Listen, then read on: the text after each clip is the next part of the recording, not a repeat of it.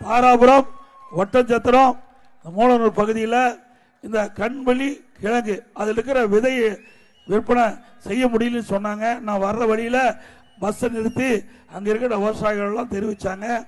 அதிமுக ஆட்சியில் 1 கிலோ 4000 ரூபாய்க்கு விற்பனை போயிட்டு இருந்தது.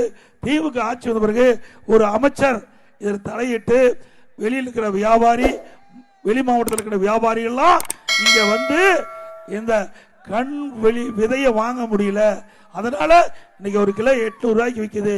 இதனால் கடும் மன உளைச்சல் இருக்கிறோம், விலை வீழ்ச்சியில் இருக்கிறோம். ஒரு ஏக்கருக்கு 4 லட்சம் 5 லட்சம் செலவு செஞ்சு நாங்க விதையை உற்பத்தி செய்யறோம்.